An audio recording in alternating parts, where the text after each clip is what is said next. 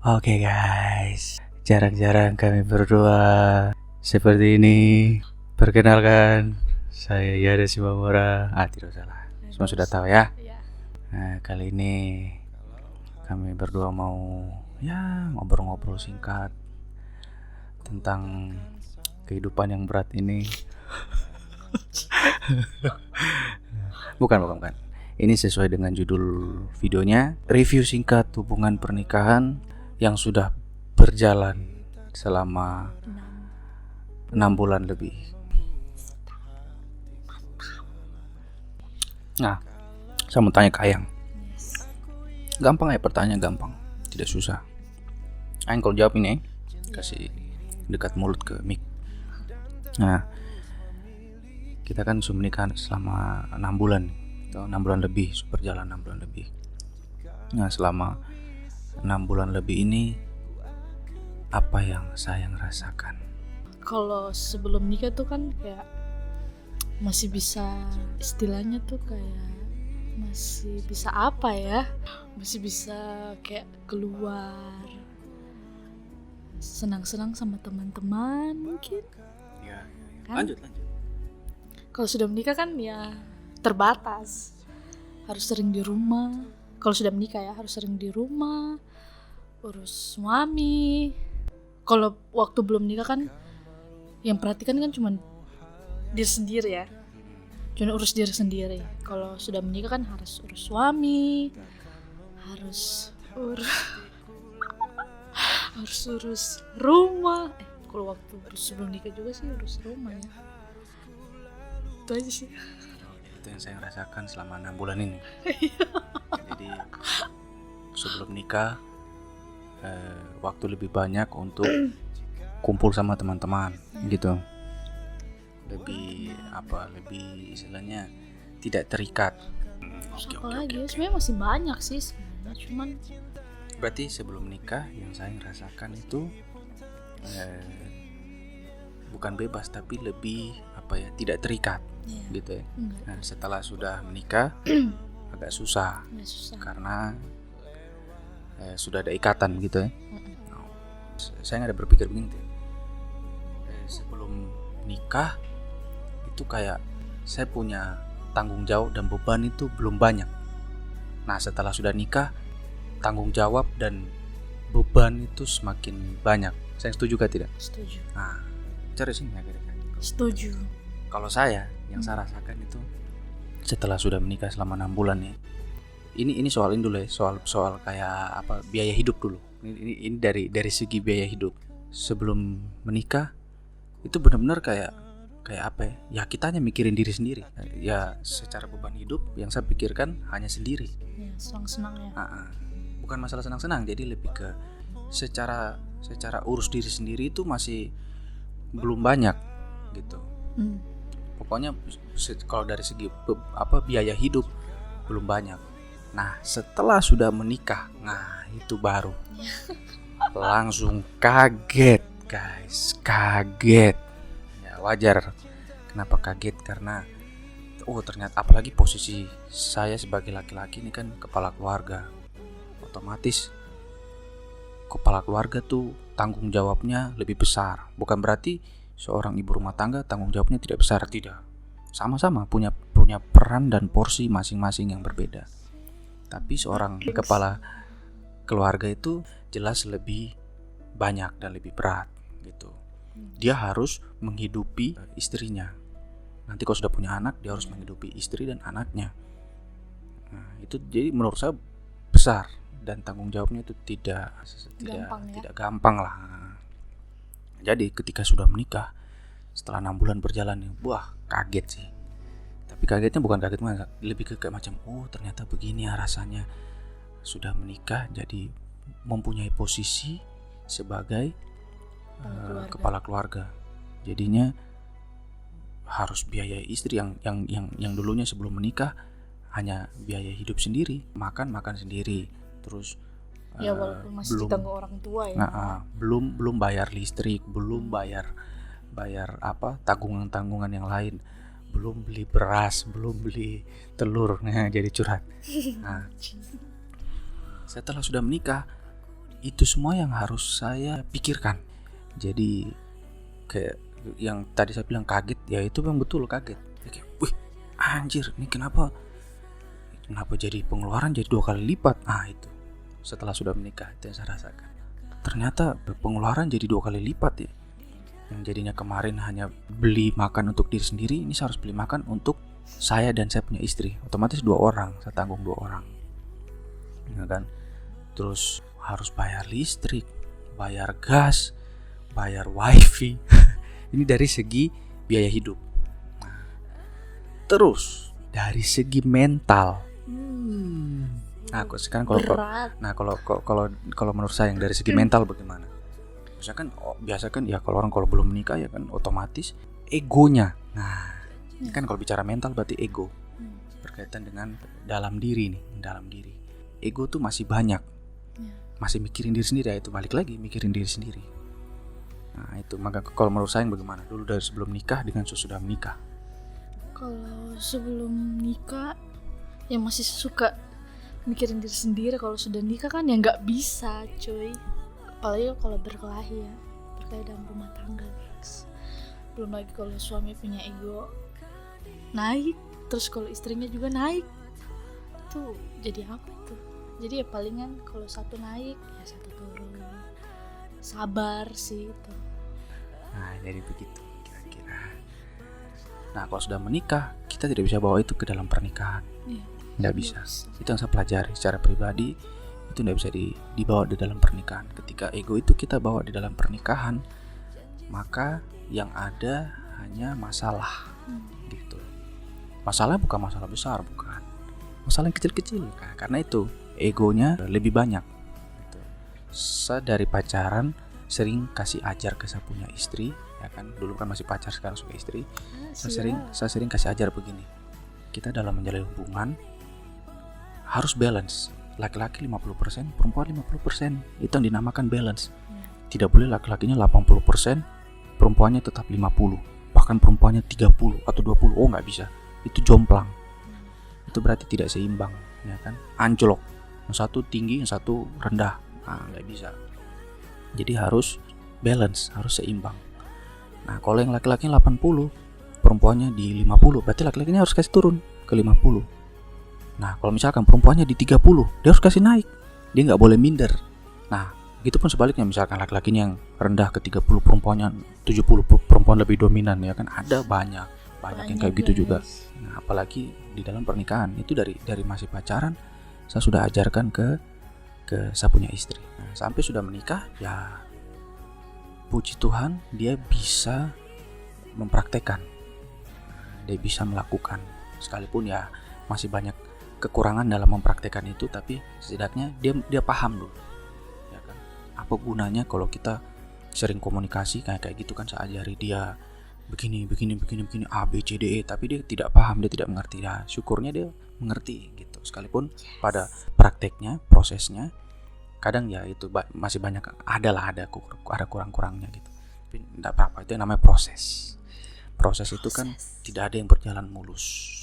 Namanya proses ya pasti ada jatuh bangunnya gitu, nggak bisa lurus gitu, tetap jatuh naik lagi. Nah itu yang saya rasakan dari sebelum menikah sama sesudah menikah. Sebelum menikah yang saya rasa ya itu masih egonya, karena balik lagi masih pikirin diri sendiri. Otomatis ketika sudah menikah sudah bisa pikirin diri sendiri, sangat tidak bisa. Otomatis di situ kan yang tadi saya bilang, kalau secara mental otomatis mental harus siap. Orang kalau menikah tidak bisa mental masih jomblo, mental single, tidak bisa. Orang kalau menikah mentalnya harus mental hidup bersama gitu, mental mikirin orang lain, bukan dirinya sendiri yang dipikirin. Dia harus mikirkan dia dan istrinya. Begitupun nanti kalau punya anak. Apalagi nanti kalau sudah punya anak beda lagi. Berarti harus mikirin istri, anak 2 ya mikirin 2 anak, anak 3 mikirin 3 anak. Nah itu. Terus apa lagi dari segi mental, tadi kan biaya hidup, mental. Memang paling penting mental sih menurut saya. Tapi gak bisa dipungkiri. Mau bilang mental penting, ekonomi juga penting. Yang perlu teman-teman tahu sebelum menikah, yang perlu sangat perlu dipersiapkan itu yang paling pertama mental. Kalau menurut saya mental dulu pertama, kedua baru ekonomi.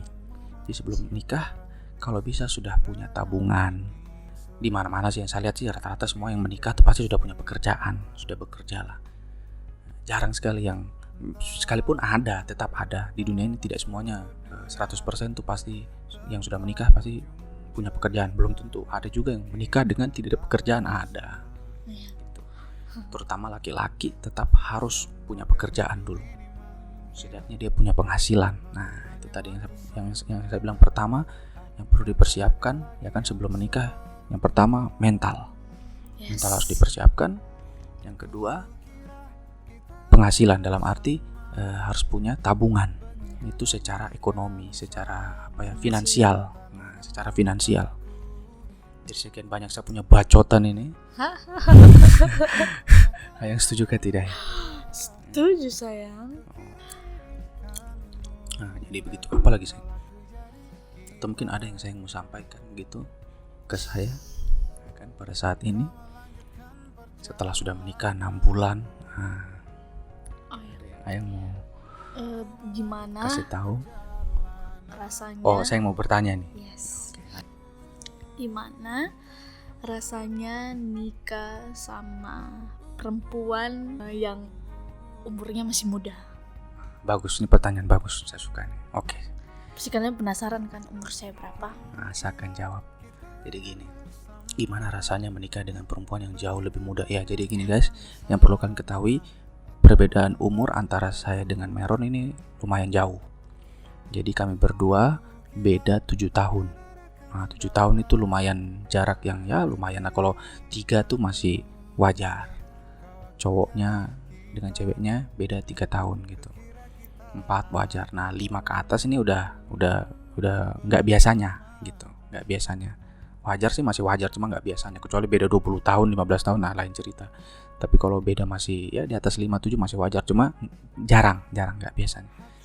Nah, otomatis kalau dari apa yang saya rasakan secara pribadi, menikahi perempuan yang lebih muda itu kalau saya mau bilang banyak tantangannya juga iya, kalau saya mau bilang menarik juga iya. Menarik dalam arti itu gini, seru ya. Jadi ya itu balik lagi ada tantangannya. Kenapa saya bilang tantangannya? Karena gini guys, perbedaan umur tuh mempengaruhi kita punya cara berpikir. Perbedaan umur tuh mempengaruhi kita punya cara berpikir. Itu nggak bisa dipungkiri. Tidak mungkin orang yang umur, ya sekalipun ada juga tetap balik lagi, tapi tidak mungkin orang yang sudah umur 50 tahun berpikir seperti umur 20 tahun. Tidak mungkin. Kalau sampai ada, sangat disayangkan. Nah, tapi kalau yang tadi Meron tanya gimana rasanya menikah dengan perempuan yang umurnya jauh lebih muda, ya jawabannya saya yaitu menantang. Yang kedua seru dalam arti itu jadi banyak hal yang saya harus pelajari.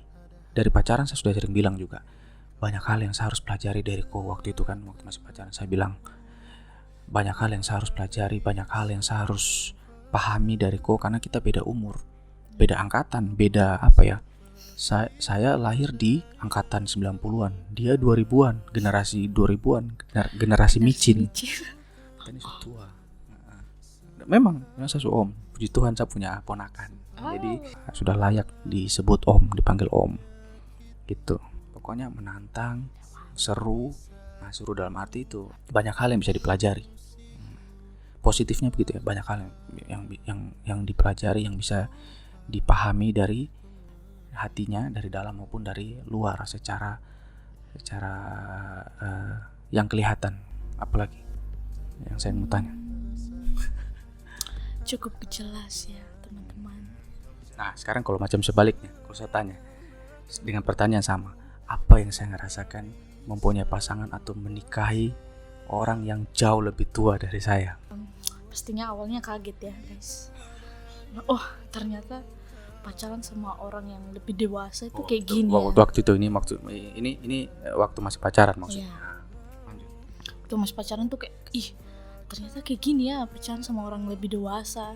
Bisa dari pemikirannya, terus dari pemikiran apa lagi? Terus banyak belajar juga sih, kayak kalau kita salah gitu dikasih tahu seharusnya tuh kayak gini. Maksudnya lebih banyak menasehati gitu. Iya. Lebih banyak nasihat. Apalagi maklum ya, umur kan masih, waktu itu kan umur masih di bawah ya. Masih labil guys. Ya. Sekarang juga kayaknya. Kaget. Oh ini ya. Banyak belajar juga, dikasih tahu banyak hal. Maksudnya itu kayak gini. Tidak boleh begini. Apalagi? Terus kalau pacaran sama orang waktu masih pacaran ya. Pacaran sama orang dewasa itu, maksudnya pacaran yang lebih pacaran ya, waktu itu kan pacaran tuh, atau ya sudah kita simpulkan ya, mempunyai pasangan yang umur lebih tua itu nggak asik, nggak bosanin. Asik guys, asik. Tapi saya yang percaya tidak, maksudnya gini, semua pasangan yang umurnya jauh lebih tua dari kita tuh pasti asik. Enggak juga sih. Makanya dari itu berarti kan balik lagi ke orangnya. Beda-beda orang, ya beda-beda sifat. Untungnya sefrekuensi ya guys. Ini jadi poin penting. Jadi kalau mau mencari jodoh, ya kan, salah satu aturannya. Kalau mau mencari jodoh, salah satu aturannya harus sefrekuensi. Itu sangat penting. Percuma menurut kami berdua. Sefrekuensi. Percuma satu tua satu muda, tapi kalau nggak sefrekuensi. Tapi kalau tidak sefrekuensi, ya apa ya, omong kosong. Nggak nyambung. Nggak nyambung gitu loh. Omong kosong, nggak nyambung. Gitu. Nggak nyambung ini dari segala macam segi dan aspek gitu loh. Dari segala macam hal gitu. Karena sudah nggak nyambung, itu sudah nggak enak. Sefrekuensi itu sangat penting dalam mencari jodoh. Ada nggak sih yang cari jodoh tapi yang nggak sefrekuensi? Ada banyak. Kalau kita ambil contoh yang kayak dijodohkan sama orang tua, ya toh. Dijodohkan sama orang tua tuh kan biasanya dia belum kenal baik dengan pasangannya ini, gitu. Otomatis ya nggak tahu dia punya sifat aslinya seperti apa. Nah, ketika sudah tahu, timbullah rasa kayak ragu. Kayak macam, kayaknya saya nggak bisa sama dia. Nah, dari situ saya sudah menandakan bahwa ini tidak sefrekuensi. Atau kayak macam yang istilahnya bagaimana ya, sering berantem terus. Itu akibat dari tidak sefrekuensi. Jadi lebih banyak berantemnya daripada sayang-sayangnya.